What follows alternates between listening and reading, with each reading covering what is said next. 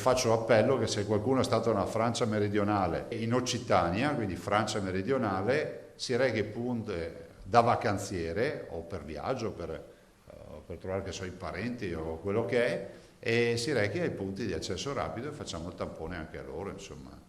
L'ultimo appello del governatore Zaia riguarda i turisti veneti che stanno rientrando dal sud della Francia, tra Tolosa e Ariège. Qui il Covid sta preoccupando le stesse autorità d'Oltralpe, mentre a Venezia si sta studiando un'ordinanza apposita che andrà a integrare l'obbligo di tampone per chi rientra da Spagna, Malta, Grecia e Croazia. Croazia che c'è da dire resta il paese più colpito, come dimostra il dato record che arriva dal Trevigiano: 35 positivi rientrati dal paese balcanico individuati in sole 24 ore. Oggi il tema vacanzieri è un tema che pesa, perché trovarsi a Treviso 35 persone che non si conoscono tra di loro, che vengono tutte dalla Croazia e sono tutte positive, capite che ci dà un indicatore non da poco. L'ordinarietà è stata superata da quello che è la straordinarietà, ovvero questi vacanzieri che rientrano. Non a caso l'emergere di nuovi focolai e il tracciamento dei contatti dei nuovi infetti, il cosiddetto contact tracing, ha portato quasi al raddoppio degli isolamenti in Veneto. Rispetto al 18 maggio, 3 mesi fa, data della fine del lockdown, si è passati da 3.870 persone a 6.565.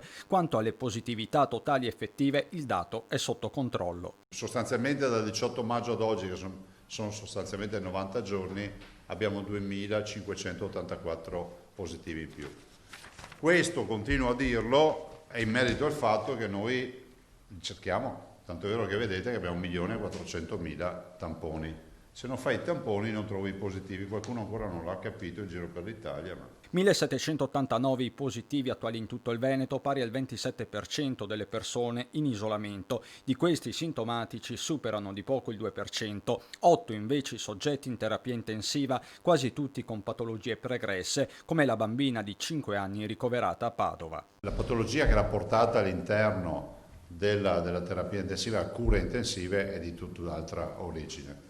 E quindi è stato anche coinvolto lo Spallanzani per la diagnosi differenziale e si è identificata la patologia. Altro capitolo, la campagna tamponi non obbligatoria ma vivamente consigliata su docenti e collaboratori della scuola in vista della partenza di settembre, con il coinvolgimento dei medici di base, alcuni dei quali stanno protestando per la mancanza di strumenti e si dichiarano indisponibili a effettuare i test. A loro si rivolge lo stesso Zaia chiedendo collaborazione. Io veramente faccio appello ai medici di base, perché 90.000 operatori divisi per i medici di base, viene fuori quello che ne fa tanti, fa 20 saponette, cioè fa 20 pazienti. Stiamo parlando dei propri pazienti che insegnano o lavorano a scuola.